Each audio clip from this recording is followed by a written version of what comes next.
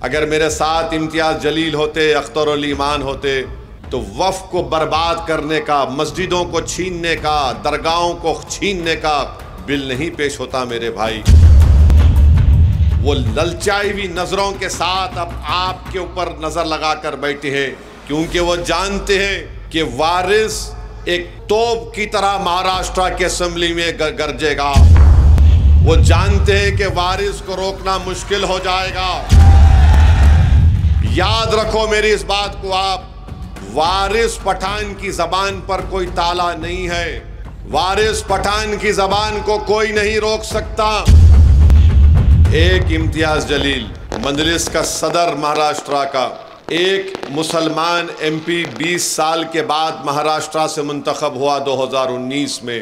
तमाम पार्टी ने मिलकर, चाहे वो सेकुलर हो, कम्युनल हो, या जो अपने आप को बोलते हैं, वो दो शिवसेना, 2 राष्ट्रवादी, एक पुरानी कांग्रेस, ये सब मिलकर तय करे कि लोकसभा की 48 सीटें हैं महाराष्ट्र में, चाहे कोई जीते ना जीते, मगर इम्तियाज ना जीते औरंगाबाद से। वो लोग अपनी साजिश में कामयाब हो गए मेरे भाई।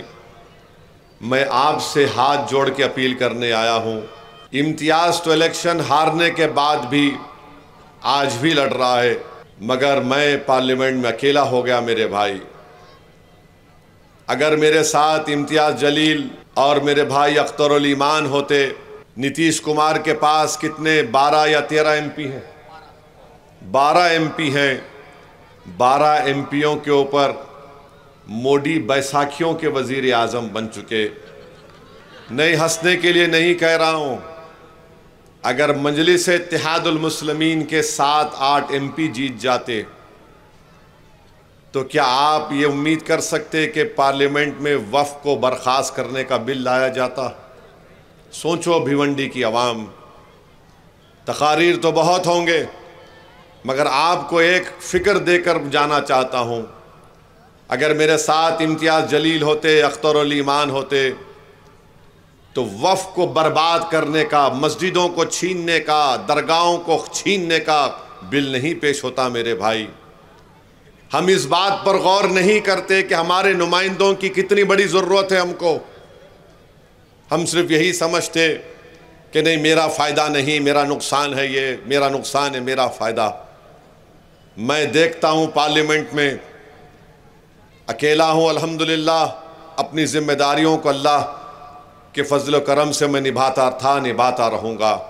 मगर अगर तादाद भी तो कोई माने रखती, अगर तादाद होती हमारे पास 3, 4, 5 होते, तो ये कानून, ये बिल नहीं लाया जाता।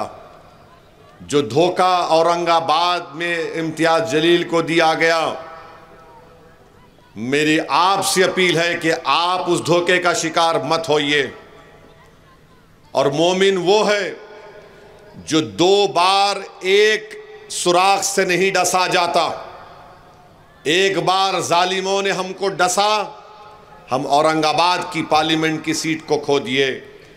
वो ललचाई हुई नज़रों के साथ अब आपके ऊपर नज़र लगा कर बैठे हैं कि वारिस जीत कर ना जाए महाराष्ट्र के असेंबली में, क्योंकि वो जानते हैं कि वारिस एक तोप की तरह महाराष्ट्र के असेंबली में गरजेगा।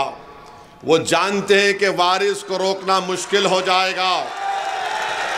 वो जानते हैं कि ये वारिस जो टीवी डिबेट पर बैठकर लड़ता है हक के लिए, अगर वो असेंबली में जीत कर आ जाएगा, तो मुख्यमंत्री कोई भी हो, वारिस अपनी ज़बान को खामोश नहीं रख सकता।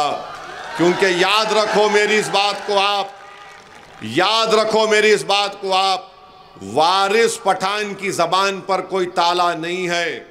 वारिस पठान की ज़बान को कोई नहीं रोक सकता, क्योंकि वारिस पठान की ज़बान पर मजलिस इत्तेहादुल मुस्लिमीन लिखा हुआ है। दूसरों की ज़बान पर उनके नेता का नाम है। उनको अगर खांसना भी है तो पूछ के खांसना पड़ता है। उनको अगर बैतुल खला को जाना है तो पूछ के जाना पड़ता है कि सर मैं जाके आऊं।